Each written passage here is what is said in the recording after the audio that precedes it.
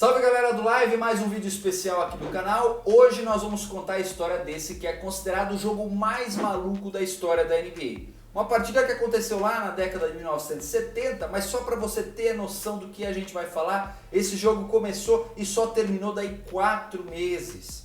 3 dos jogadores que participaram desse duelo atuaram pelos dois times. Maluco, né? Essa partida que marcou a estreia de Phil Jackson como técnico principal. A gente já vai contar isso. Se liga aí, porque esse jogo é maluco, mas essa história é sensacional. Vem com a gente.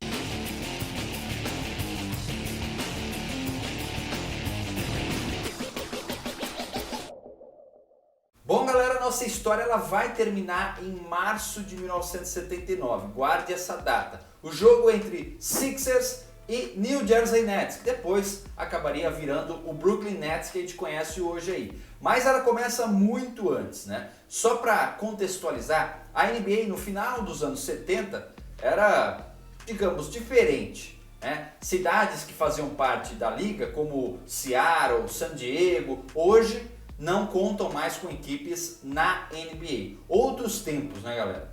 Tempos onde, só para você ter ideia do que a gente está falando, as finais foram exibidas em fita após a meia-noite, porque as redes de TV, que hoje gastam bilhões pelos direitos de transmissão, preferiram ficar com reprises nas tardes de domingo e os programas de sitcoms no horário nobre daquela época. Como eu disse, outros tempos, né galera? E essa história, que termina em março de 1979, começa na verdade no dia 8 de novembro de 1978, quando o Sixers enfrentou o New Jersey Nets. E aí que o clima já era embaçado, né? Porque os Sixers tinham o Julius Erving, o Dr. J, como grande estrela. O Dr. J que saiu do Nets para assinar com os Sixers após a fusão da ABA com a NBA em 1976. Lembrando que o Nets, que jogava a ABA, teve que pagar uma taxa, né, para entrar na NBA após essa fusão e outra multa, digamos, por ocupar o espaço de Nova York que era do New York Knicks. Aí, sem condições de manter a sua principal estrela, venderam o Dr. J. Para esse jogo em 1978, os Nets apostavam num jovem e futuro Hall da Fama chamado Bernard King. E é aqui, com esse cara,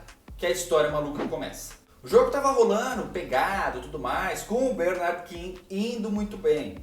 Até que no terceiro quarto, o gigante Steve Nicks entrou em cena para os Sixers. E num lance que o King infiltrou para a cesta, rolou um contato com o Nicks. E para o desespero do jovem Bernard King, foi marcada uma falta de ataque. E aí, muito encanado com a marcação, o King, que já tinha uma falta técnica, gritou com o árbitro, que era o Roger McCann, e tomou a segunda, ou seja, estava automaticamente fora da partida. E foi aí que o circo pegou fogo, né? O King foi para cima, gritou, gesticulou, e na saída para o vestiário, empurrou uma cadeira, daquelas de beirada de quadra e tudo mais. Foi então que o outro árbitro da partida, o Rich Powers, deu mais uma técnica no King, o que seria a terceira dele no jogo, uma acima do limite. E aí o técnico do Nets, que era o Kevin Loughery, ficou maluco, reclamou, invadiu a quadra e também tomou 3 faltas técnicas. Bom, e depois de toda essa confusão armada, o Nets continuou o jogo sem o King, principal jogador da partida, e sem o técnico, o Loughery, ambos que saíram aí devido às faltas técnicas. E aí, na ausência do treinador, quem assumiu o comando do time?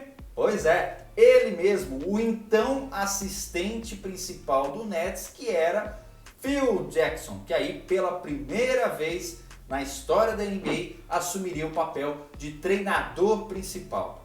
Bom, e depois de toda essa confusão, do jogo seguir com o Phil Jackson agora comandando o Nets ali na beira de quadra, o armador Eric Money foi para 37 pontos em favor do Nets, um recorde na temporada.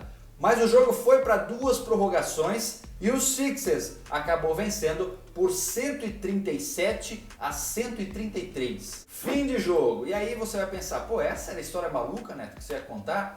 Calma, é que o jogo acabou, mas não acabou. Acontece que o Nets protestou no final da partida por conta da avalanche de faltas técnicas que o juiz, o Rich Powers, aplicou. A NBA aceitou o protesto e o árbitro foi penalizado em 5 jogos por, entre aspas, não cumprimento dos procedimentos da liga. E além disso, a NBA também ordenou que o jogo fosse repetido a partir da marca de 5 minutos e 50 restantes do terceiro quarto, que foi quando a confusão começou. Aí, por conta do calendário daquela temporada, o jogo não podia ser retomado até o dia 23 de março, quando Nets e Sixers já tinham outro encontro agendado para a Filadélfia. Então o jeito foi fazer, digamos, uma rodada dupla. Primeiro os times disputariam os minutos restantes lá do jogo de novembro de 1978, para depois seguir para a partida programada naquele 23 de março de 1979.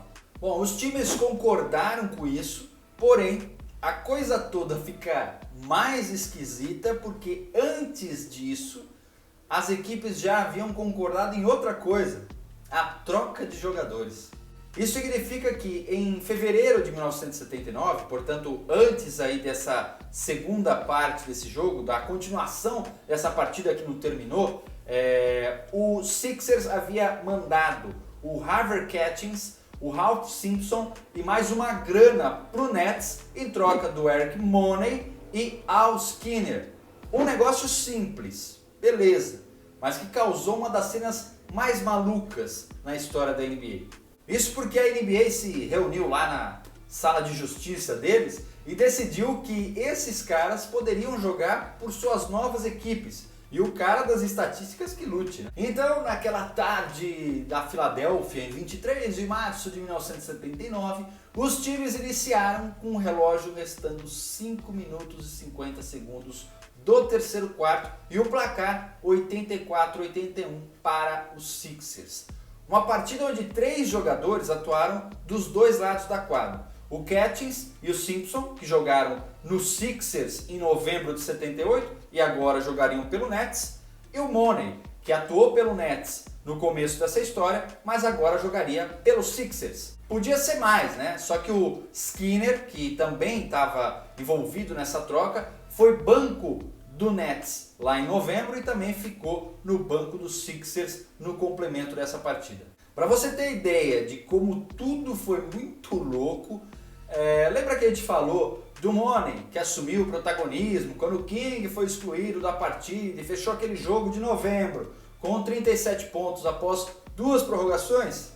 Pois então, como o que rolou após a confusão foi anulado, simplesmente anulado, ele perdeu todos esses pontos marcados para o Nets.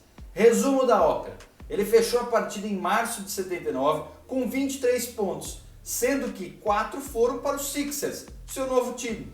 E o Nets, que já havia perdido aquele jogo de novembro, que teve a sua parte final anulada, perdeu esse também, 123-117 para os Sixers. Aí as equipes foram para os vestiários, descansaram, tomaram uma ducha, vestiram os uniformes limpos e jogaram a segunda partida, marcada originalmente para aquele dia.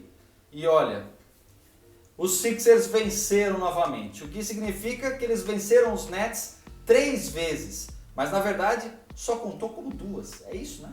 Pois é, galera, e assim podemos dizer que começou a carreira de Phil Jackson como o técnico principal no jogo mais maluco da história da NBA. Técnico principal na NBA, né? Na liga. E como ironia do destino, adivinhe quem se enfrentou na primeira rodada dos playoffs daquele ano? Exatamente, Nets versus Sixers. E adivinha quem venceu? Pois é, deu o Philadelphia 76ers mais uma vez. Bom, galera, é isso aí. Espero que você tenha curtido esse vídeo, curtido essa história aqui, que é maluca, mas é bem legal, né? A gente está falando de outros tempos, década de 1970, início aí da NBA, outro basquete era jogado, mas essa história é bem bacana, bem legal. Se você quiser entender um pouquinho mais ou ficar um pouco mais confuso com ela, lá no nosso site livebasketballbr.com a gente deixou as estatísticas desse jogo, a ficha técnica dessa partida. Se você curtiu o vídeo, não esquece de deixar o seu like. Se não está inscrito no canal ainda, se inscreva, ative as notificações e vem com a gente, porque rola vídeo todos os dias aqui no canal. Valeu, galera!